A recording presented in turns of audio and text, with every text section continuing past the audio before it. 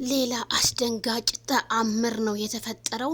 ብሩኬ እንግዲህ በጣም ዱርዬ የሆነ ፎቶ እየተነሳ መጥቷል። መውደድ ጥላቻ ከሆነ ይቅር እያለ ነው።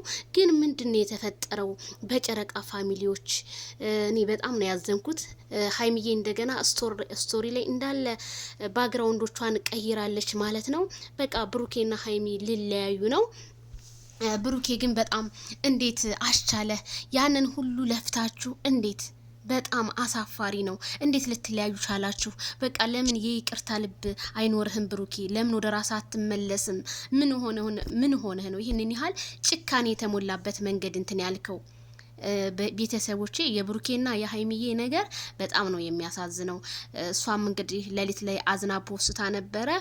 ከዛ ስቶሪዎቿን ፎቶቿን እንዳለ ከሱ ጋር የነበረውን ነገር አንስታለች ማለት ነው። በጣም ነው የሚያሳዝነው። ግን ለምን ሀይሚዬ ለምን ቶሎ ብለሽ ትጎጃለሽ? ለምን ቶሎ ብለሽ በቃ ትከፊያለሽ? እኔ እህትሽ ክፍት ይበለኝ። አንቺ ከምትከፊብኝ እኔ እህትሽ ልከፋልሽ። ሀይሚዬ ትንሿ ለምን ምን ሆነሽ ነው? እና ብሩኬ ደግሞ በቃ ከሴት ልጅ ጋር ይቻለው ብለሃለች። በቃ ያለህን ነገር በቃ ለምንድን ነው የማታቆመው? ለምን ሴት ልጆች ጋር የተለያዩ ነገሮችን ለምን ትንትላለህ? ለምን በፍቅር ነገሮቹን በሙሉ አትመልሱትም? ኦዲየንሶቻችሁ በፍቅር እየጠበቋችሁ እናንተ እንደዚህ አዝናችሁ መንጣታችሁ በጣም ነው የሚገርመው።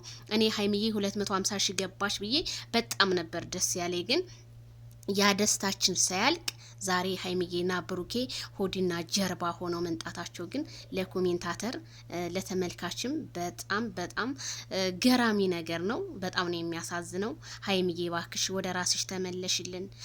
ቡራዬ በቃ ይቅርታ ተባባሉ። በእናንተ ያምርም። በእናንተ እኮ የሚያምረው ፍቅርን ስትገልጹት ነው። በቃ እውነት እኔ በጣም ነው ደስ የሚለኝ። ብሩኬ ለሴት ልጅ ሪስፔክት አለ። ለምን ወንድሜ እባክህ ወደ ራስህ ተመለስልን። ተመለስ ወደ ራስህ ሀይሚን